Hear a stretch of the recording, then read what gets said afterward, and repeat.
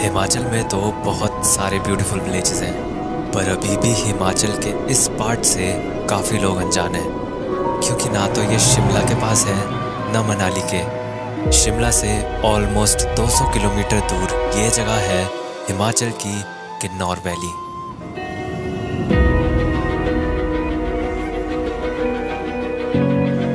जहाँ है कुछ बहुत ही ब्यूटीफुल और हेवनली विलेजेस।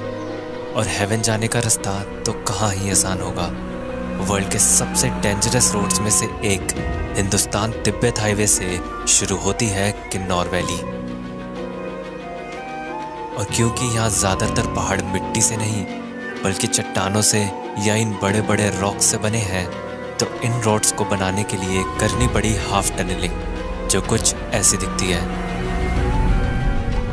और जब आप इस रोड पर होते हो तो आपके सर के ऊपर होती है ये क्लिफ और साइड में हजारों फीट की खाई।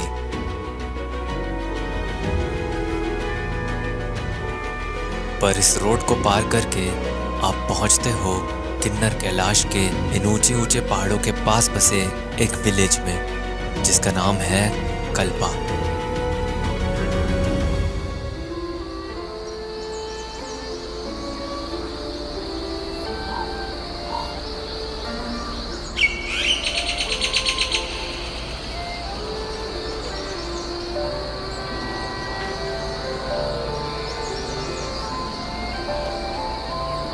हिमाचल का ये छोटा सा विलेज कैलाश रेंज के सामने ऐसे लोकेटेड है जैसे इस विलेज को स्पेशली बनाया गया हो सिर्फ इन पीक्स के व्यू के लिए।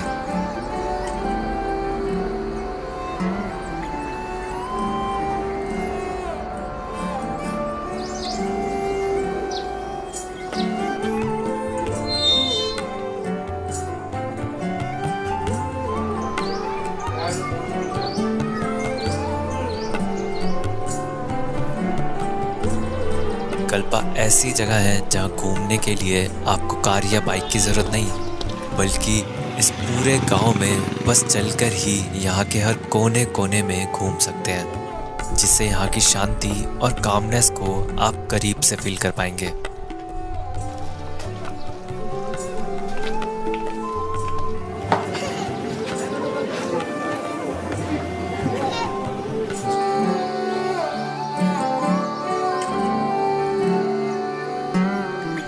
गार्डन पूरा मतलब ये जितना भी आसपास में जितने भी सारे ट्रीज हैं ये सारे एप्पल के हैं। अभी बस एप्पल्स थोड़े से थोड़े दिखने शुरू हुए हैं। जैसे ही मैं कल्पा पहुंचा था तो बस एक चीज़ को देखता रह गया था, यहाँ से दिखने वाली किन्नर कैलाश रेंज।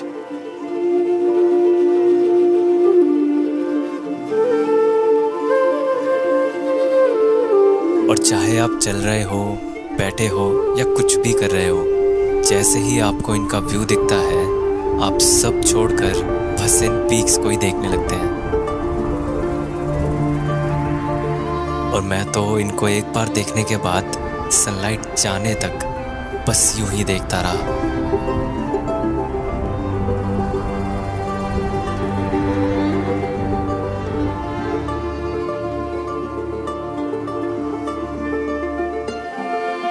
पर जब मैंने यहाँ सनराइज देखा तो वो हेवन का असली नजारा था।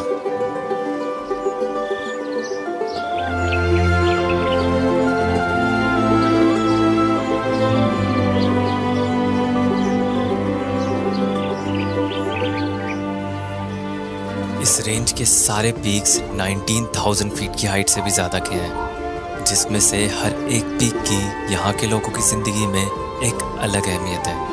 और जिस पीक की वजह से इस रेंज को नाम मिला है वो है ये किन्नर कैलाश पीक, जिस पर है 79 फीट टॉल शिवलिंग, जो एक पिलर के जैसा रॉक है। और इतनी हाइट पर होने के बाद भी हर साल हजारों लोग शिवलिंग की पूजा करने के लिए यहाँ तक ट्रैक करके जाते हैं। और एक और मान्यता या बिलीफ जो हिमाचल में है वो है देवता।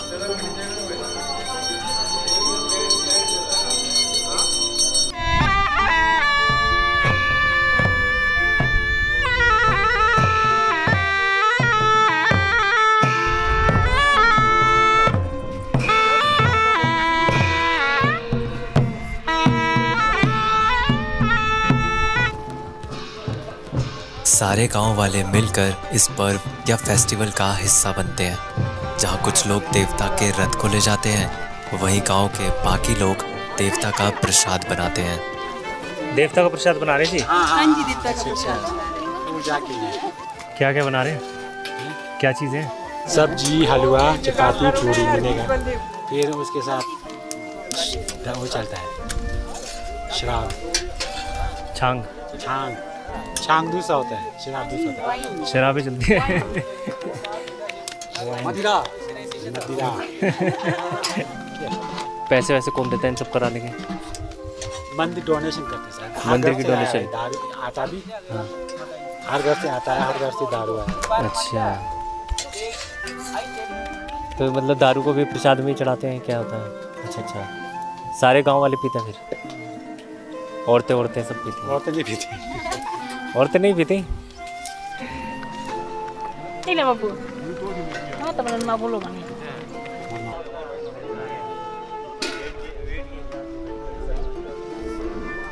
सालों से हिमाचल के अलग अलग गांव में रहने वाले लोग अपने अलग अलग लोकल डेटीज या देवता का ये फेस्टिवल मनाते आ रहे हैं। शायद ये बिलीफ ही इन लोगों को इतना दूर इन पहाड़ों में रहने का हौसला देता है और यहाँ की कम पॉपुलेशन और कम्युनिटी को भी जोड़ के रखता है।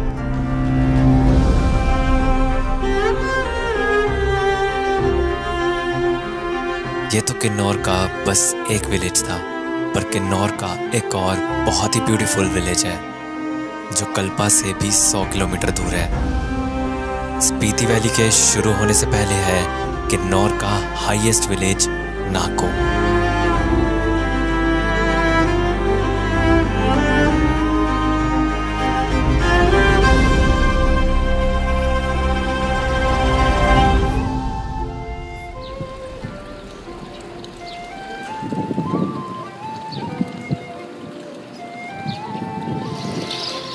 बारह 1000 फीट की हाइट पर लोकेटेड नाको विलेज में बस कुछ 600 लोग ही रहते हैं। और जबकि नाको भी किन्नौर में ही है, तब भी कल्पा से यहाँ तक आते आते सब कुछ बदल गया। लैंडस्केप अब ग्रीन से डेजर्टेड हो गया है, लकड़ी के घर अब मड हाउसेज में बदल गए हैं और नमस्ते झूले में। झूले झूले झूले झूले झूले झूले झूले जी, कैसे हो? बढ़िया बढ़िया, आप कैसे हो? ठीक है। यहाँ पर आते ही जो सबसे यूनिक चीज लगती है वो है यहाँ के मड से बने घर, जो एक क्लस्टर में ऐसे बने हैं कि सबको एक साथ देख के ऐसा लगता है जैसे कोई पुराना किला हो।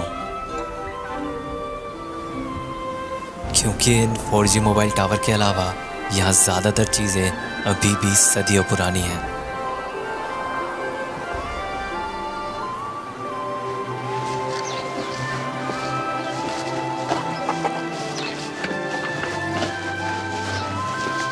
बाहर से देख के लगता है कि जैसे एक के ऊपर एक घर है, बट जब अंदर आओ तो पता चलता है कि हाँ अंदर एक मतलब एक रेत का पहाड़ सा है, मड का पहाड़ सा एक, और उसमें छोटी छोटी गलियाँ बनी हुई हैं और उसमें कहीं कहीं और पास पास घर बनाए हुए हैं अच्छे से। नाको से दिखती है हिमाचल की हाईएस्ट पीक रियोपुर गिल। मेरे पीछे है हिमाचल की हाईएस्ट पीक। कैसे अभी ये सनसेट के टाइम में से गोल्डन पीक की तरह दिख रही है, मतलब अलग ही हाईलाइट हो रही है वो। इसकी 22,000 फीट से ज़्यादा की हाइट है।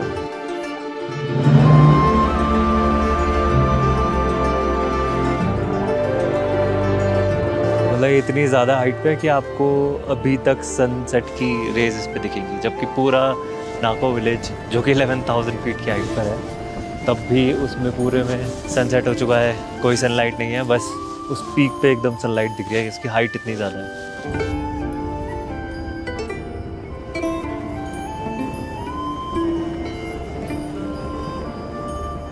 विलेज के साइड में है यहाँ का सबसे पॉपुलर स्पॉट नाको लेक। एक डेजर्टेड जगह में तो लेक का होना ही स्पेशल होता है, इसलिए यहाँ के लोगों के लिए ये बहुत ही सैक्रेड और पवित्र लेक है, जिसकी खूबसूरती सनसेट होने पर और भी बढ़ जाती है।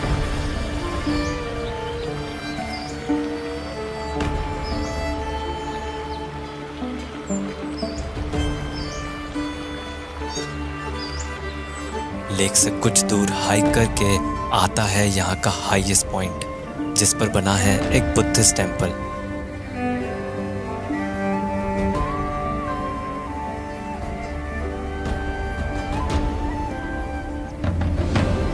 माना जाता है कि ये टेम्पल इस पूरे विलेज को प्रोटेक्ट करता है, क्योंकि यहाँ से आप देख सकते हो पूरा नाको विलेज।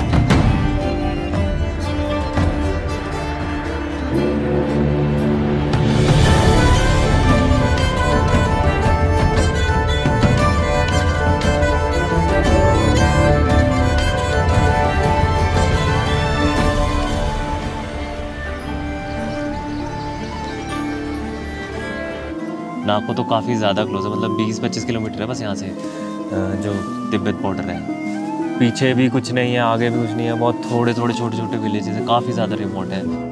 यहाँ पर ऑक्सीजन की कमी है, पॉपुलेशन की कमी है और फैसिलिटीज़ की भी।